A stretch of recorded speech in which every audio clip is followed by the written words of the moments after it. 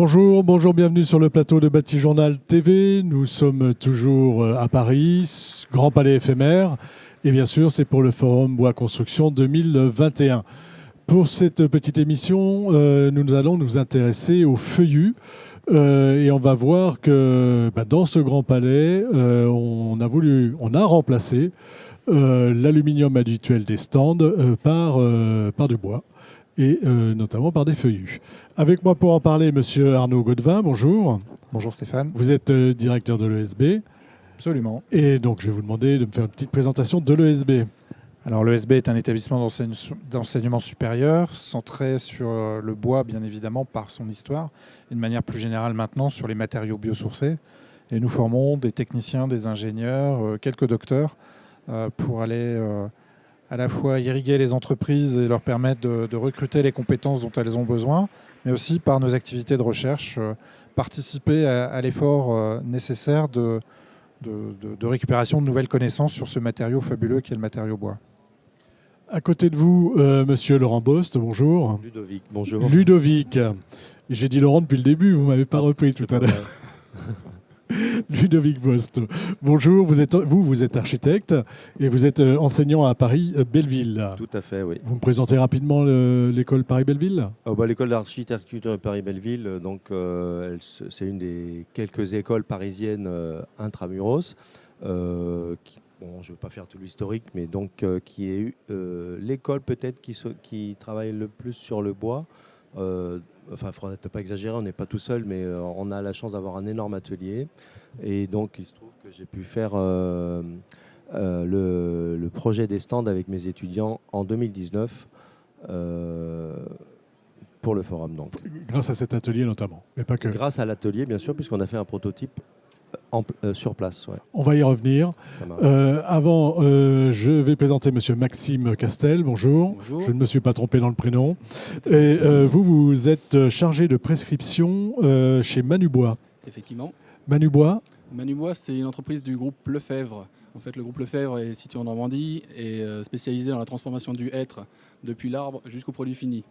On a nos bûcherons, notre entreprise de transport, la scierie et Manubois, qui est l'entreprise de seconde transformation, transforme les sièges de faible qualité issus de la scierie Lefebvre pour en faire des produits initialement d'ameublement, mais depuis peu du bois de construction. Voilà, du bois de structure, et on va voir que c'est avec du feuillu. Tout à fait. On revient donc sur ces stands, parce que pour tous ceux qui sont passés ici ou qui y passeront, on va voir que on n'a pas tout à fait le même cloisonnement qu'habituellement dans un salon. Là, on a un cloisonnement en bois. Donc comment naît cette idée et puis comment on la travaille parce qu'à un moment donné, il faut monter, démonter. Voilà, bien sûr. L'idée vient de Nicole qui organise le forum. Ça fait un certain temps que je travaille avec le forum et avec l'école, bien sûr. On avait déjà monté une exposition de mobilier réalisé par les étudiants de notre école. Et dans les échanges, on s'était dit depuis un petit moment qu'un jour, il faudrait peut-être remplacer l'aluminium par du bois. Et on a réussi à le faire donc, à partir de 2019. Nos étudiants donc, ont été lancés sur ce projet avec un programme assez simple au départ. Comment on pourrait faire pour faire des stands en bois qui ne se sont encore pas faits, sachant que le bois est plus lourd que l'alu, que le bois pourrait poser plein de soucis ou au moins des contraintes. Et petit à petit, dans le semestre, on a avancé sur le projet. Il y a eu plusieurs projets lancés par les étudiants. On en a choisi un et on leur a aussi apporté les contraintes un peu au fur et à mesure, qui sont à la fois de contraintes de stockage, de fabrication, de durée de vie des stands, d'usage, de montage sur place. Et donc ça s'est compliqué au fur et à mesure. Et pour en venir au feuillu, on est arrivé au feuillu parce que pour nous, c'était un bois dur dont on avait besoin assez rapidement. Ici, les stands sont en hêtre et en peuplier, c'est ça ? Et en peuplier, oui. Donc les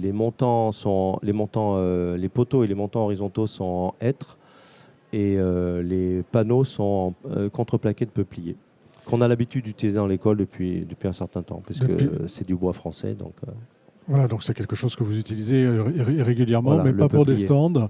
Et ce que je voudrais savoir aujourd'hui, c'est quelle est la difficulté, quel est le cahier des charges pour un stand d'un salon comme celui-ci, et à quoi vous devez répondre auprès des organisateurs du salon. Alors, le cahier des charges, c'est difficile de le résumer, mais on a alors, les contraintes techniques qui sont de la manutention, de l'ordre du montage. Il fallait trouver des systèmes simples et à la fois qui mettent le bois en valeur.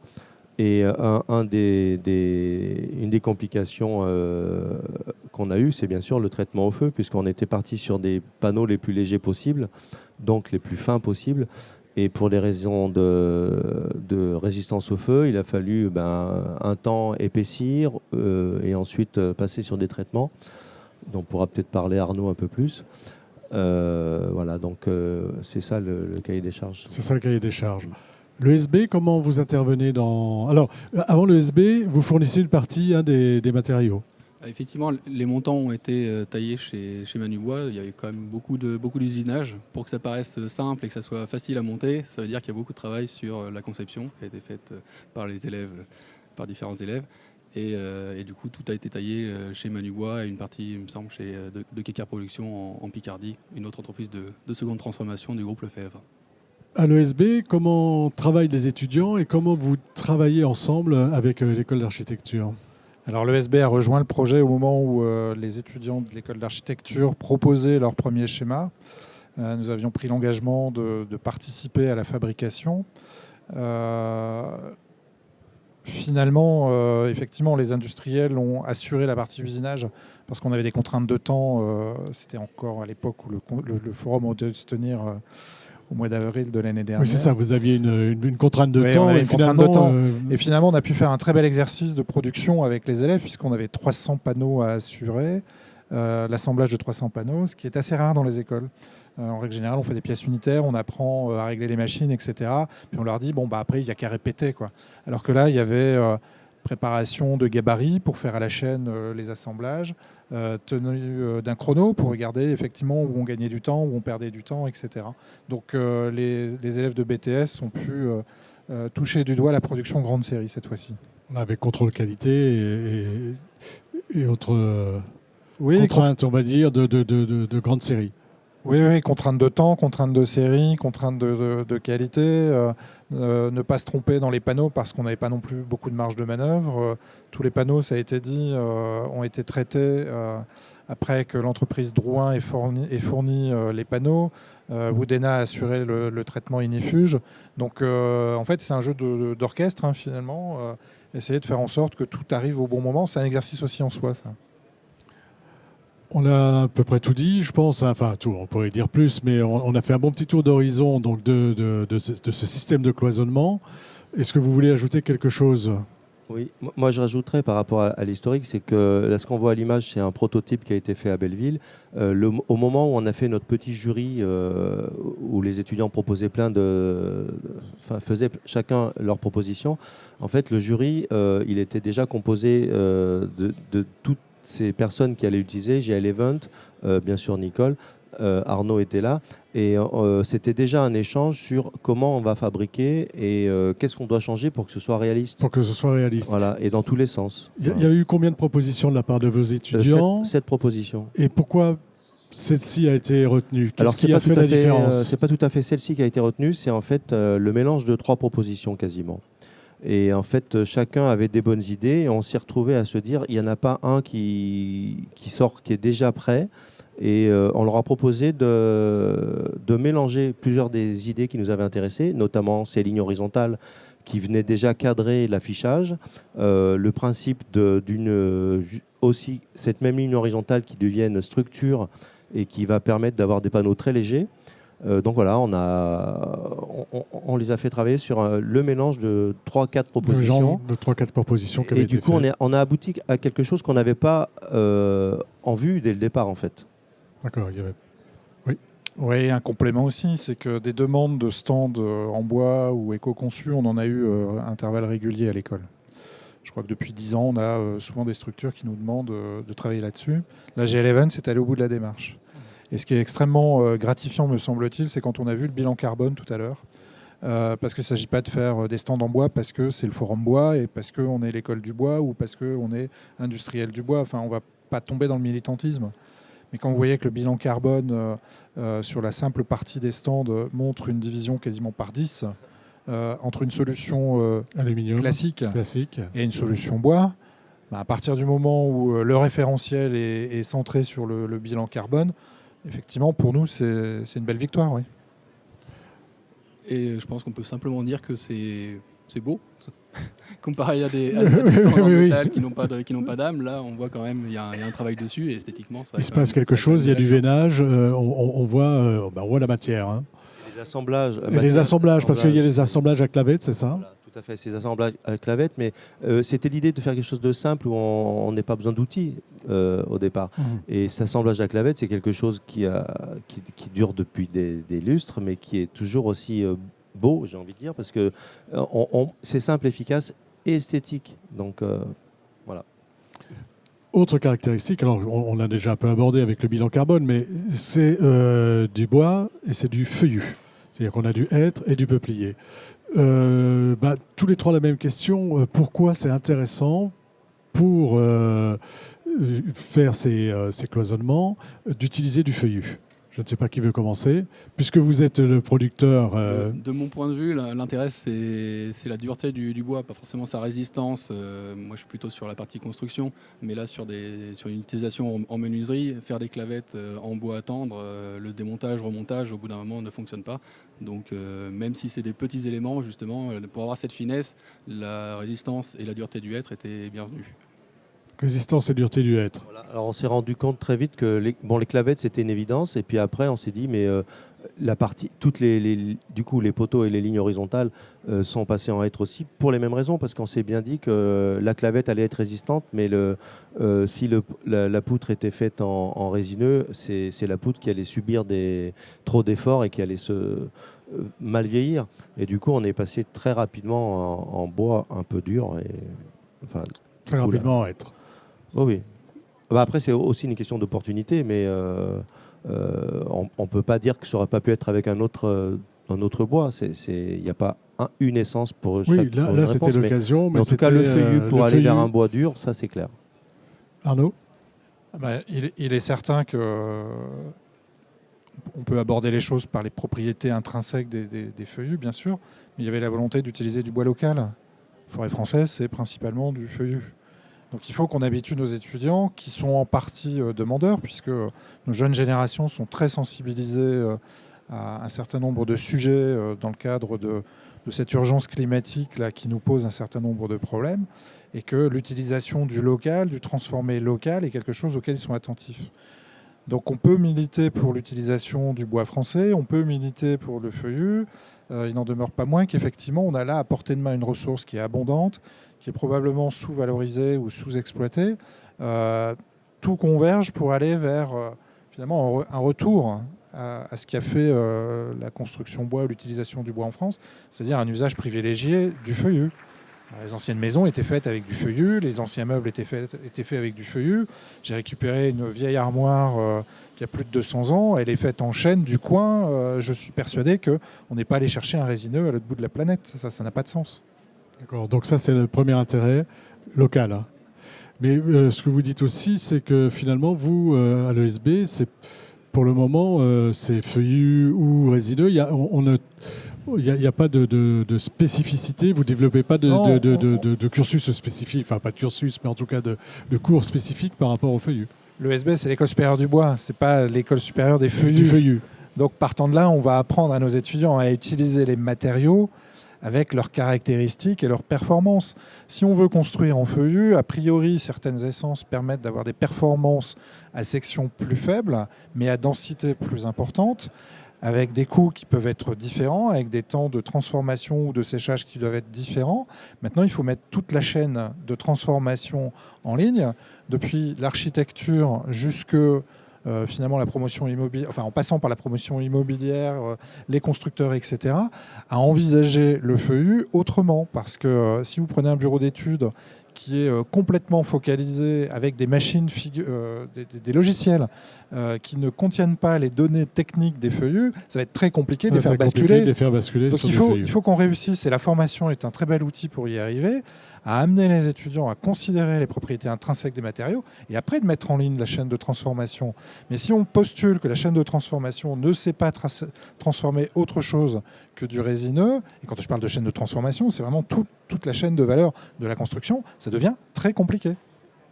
Alors justement, vous transformez du feuillu, comment ça se passe? Qu'est-ce qui fait la difficulté? Et quel est aussi l'intérêt d'utiliser, bon on a bien vu, mais de votre point de vue, vous d'industriel? Alors le hêtre, c'est pas forcément une essence à laquelle on pensait initialement pour faire de la construction, parce qu'il est relativement difficile à travailler. Il pousse moins droit que les résineux. Il y a plus de pertes matière, puisqu'on est obligé d'en faire des petits éléments à partir de planches qu'on a redélignées. Donc il y a plus de travail dessus, mais in fine, on obtient un produit uniforme parce qu'on a fait des réaboutages, des recollages. On a un produit uniforme, très résistant, et qui peut permettre justement de mettre soit moins de matière, soit de résister à des charges plus importantes, ce qui permet d'aller sur aussi des marchés de la construction où le bois n'était pas présent jusqu'alors. Remplacer du béton ou du métal, ça apporte une solution technique supplémentaire. Voilà, et ça on peut le faire avec du hêtre. Ça, on peut le faire avec du hêtre. Mais à condition de le travailler d'une manière différente et peut-être d'avoir aussi toutes les caractéristiques normatives nécessaires pour le faire. C'est ça, effectivement. Il y a eu un long chemin pour faire du hêtre en bois de construction. Il a d'abord fallu caractériser le matériau en soi, sauf qu'on ne peut pas l'utiliser comme des planches pour faire du lamellé-collé. On est obligé d'en faire des petits bouts, alors qu'en résineux, on en fait des planches de 3 mètres qu'on aboute et qu'on recolle.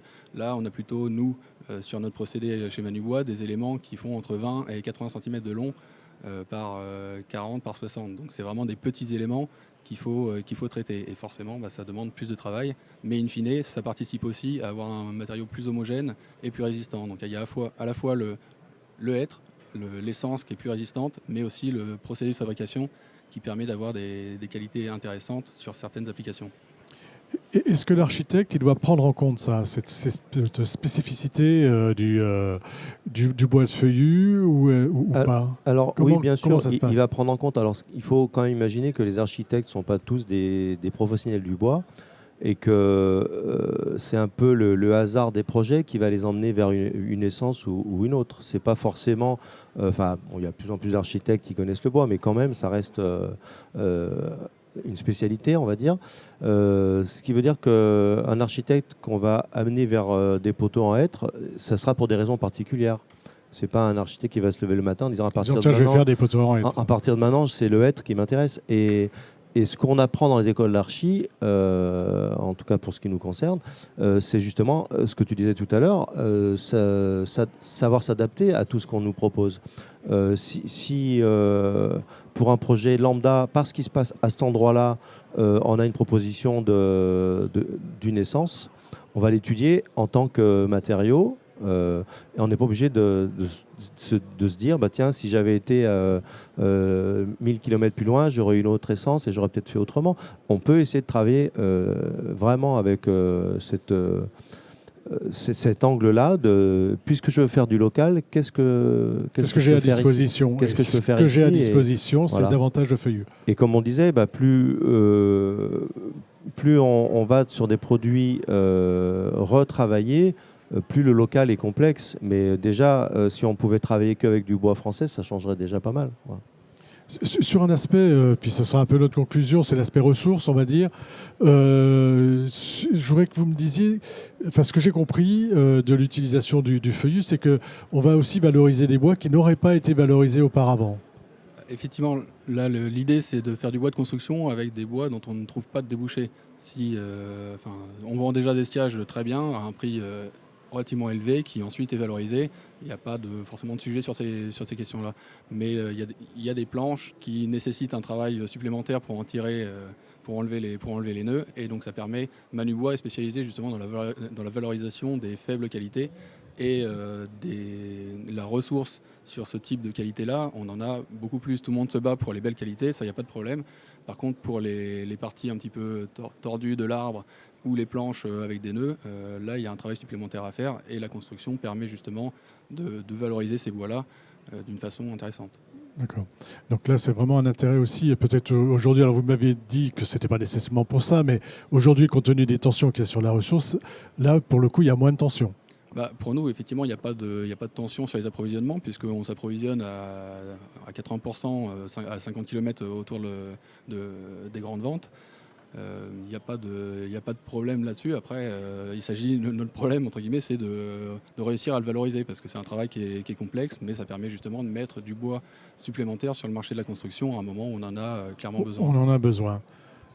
Sachant que plus ou moins c'était du bois qui était jusque-là, venait du bois feu, quoi, qui servait à peu près qu'à ça. Donc c'est vraiment, au moins il n'y a pas on n'a pas l'impression de prendre la source à quelqu'un d'autre. Oui, effectivement, il y a un intérêt technique parce que le bois est résistant, on en a parlé, mais il y a également un intérêt économique parce que ça nous permet aussi de nous développer industriellement sur le site des grandes ventes en France, et un intérêt environnemental pour renouveler les forêts qui poussent certes un peu toutes seules, mais quand même avec l'aide de la main de l'homme. Et en ce moment, les changements climatiques risquent de changer les choses. De nécessiter de renouveler, si possible, rapidement les forêts de hêtre qui sont en première ligne du réchauffement climatique. Le hêtre souffre. Hein. Le hêtre n'aime pas trop la chaleur, effectivement. N'aime pas trop la chaleur. Une conclusion sur cet aspect bois local et feuillu. Que dire sur l'aspect bois local et feuillu? L'utilisation, l'intérêt d'utilisation pour l'architecte. Voilà, pour l'architecte ou l'enseignant, la manière de moi, transmettre. Je pense effectivement que il faut que que les architectes comprennent que tous les bois sont utilisables, mais comme on le disait tout à l'heure, j'ai pas dans mon enseignement, je vais pas commencer à dire il faudrait privilégier le feuillu vis-à-vis de. Moi, le plus important, c'est le local. Et effectivement, si on dit maintenant on a une source de feuillus, alors notamment le hêtre, qui risque de disparaître, on va peut-être changer un peu le point de vue et dire c'est maintenant qu'il faut consommer telle ou telle essence. Ça, on est capable de s'adapter aussi. Et je pense que oui, la filière au global est capable de s'adapter à ce genre de choses. Et vous avez le mot de la fin sur cette question également. Urgence climatique, j'y reviens. On a des forêts qui vont souffrir. On va avoir des essences de bois qui vont avoir des difficultés à s'adapter. Tout à l'heure, j'entendais le ministre en parler. Donc, ces essences de bois, il faut les valoriser. Si on coupe un arbre pour le mettre directement dans une chaudière, je ne suis pas certain que le bilan carbone soit le meilleur. Donc, il faut absolument mettre de l'intelligence dans ces essences qui sont aujourd'hui sous-utilisées ou sous-exploitées. Et ça, c'est nos rôles au quotidien, par la recherche, l'innovation, l'accompagnement des entreprises en la matière pour que chaque arbre donne le meilleur de ce qu'il est et pas uniquement le bilan énergétique à la fin. Mettons-le dans les constructions, mettons-le dans nos habitats et on va stocker du carbone. Il faut être simple. Matériau bois, c'est un matériau qui est complexe, c'est sûr, mais il faut revenir à des choses simples. Revenir à des choses pleines, c'est le vrai mot de la fin. Alors justement, ça me fait les choses simples, ça me fait penser à ça, c'est que le peuplier aujourd'hui, il est utilisé pour faire des bois de cagettes ou du contreplaqué. Et moi, je suis dans la Drôme et il se trouve que j'arrête pas de faire des découvertes. Je trouve des très très vieilles charpentes qui sont en peuplier et c'est un bois qui devient de plus en plus dur en vieillissant. Et donc voilà, je pense que c'est un bon mot de la fin pour la filière et les matériaux. Pour la filière, le peuplier, c'est pas seulement des cagettes ou du contreplaqué, ça peut être aussi de la charpente. Merci messieurs d'être venus sur le plateau de Bâti-Journal donc nous parler de ces belles cloisons que je vous invite à regarder un peu différemment maintenant et puis à parler évidemment de l'utilisation du bois de feuillu, enfin le feuillu. Merci. Et c'est une émission à retrouver sur notre site Bâti-Journal TV, sur les sites de nos partenaires que sont France Bois Forêt et bien sûr le forum Bois Construction. À bientôt.